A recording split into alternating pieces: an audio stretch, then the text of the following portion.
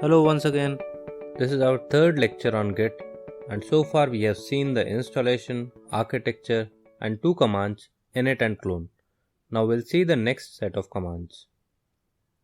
In the local environment, when we move changes from working directory to staging area, we use git add.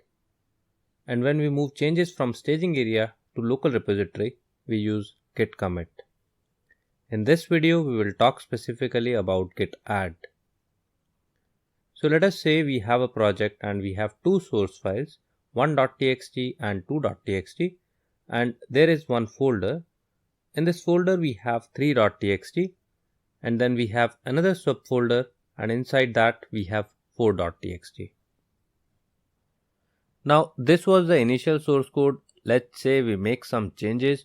So we change content of one.txt, and let's say we delete two.txt.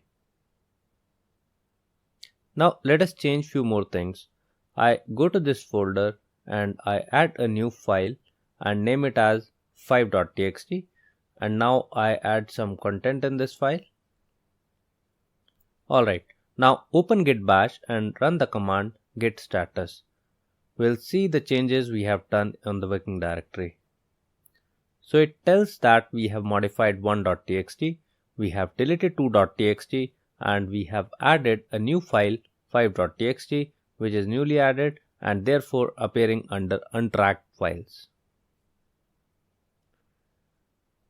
Let us make one more change in the subfolder. Let us change the content of 4.txt as well. So in total we have modified two files, we have added one file, and we have deleted one file. We can check again using git status. Now if we use git add -a with a capital, all the changes would be staged. That means they will move from working directory to staging area. If we do git status, we see them as green. To roll back the changes from staging area to working directory, we can use git reset. If we do git status after that, we see all the changes will look like they were earlier looking, and they were appearing to be on working directory. Now if we try git add --all, this time we need not do anything in capital. Again we see that the changes are moved from working directory to staging area. So git add -a with a capital and git add --all are same.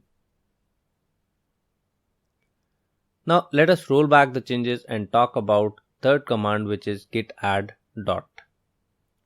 So let us run git status. We see again the changes are staged. It looks like there is no difference in git add dot either when we compare this with git add --all or -a. But no, there is a difference. Currently the directory we are using is git practice. So let us move inside that folder, which was a directory inside that main directory. So we are moving inside a folder. So now our present working directory is this folder whose name is also folder. If we do git add dot now, we see that 4.txt and 5.txt are staged, which were present in the working directory or the subdirectories, but 1.txt and 2.txt were not staged as they were one level up. That means they were on the parent directory. Let us roll back again and use git reset and move to parent directory again and try a new command git add star. Let us check what happened after this. We see that all the modifications and new additions were staged, but deletions are not staged. But hold on, we still need to understand one more thing. So let us move inside this folder and try git add star from here. We see that all modified files or newly added files of present working directory or child directory are staged, but not from the parent directories. So I hope you are now clear with git add -a or --all and git add dot and git add star. We can also stage files with their exact names, partial names, or extension like this. So git add star.txt will stage all the files with extension .txt. So guys, that is all about git add. I suggest you to try out all these options yourself or else you will get confused. I will see you in the next video. Till then, goodbye.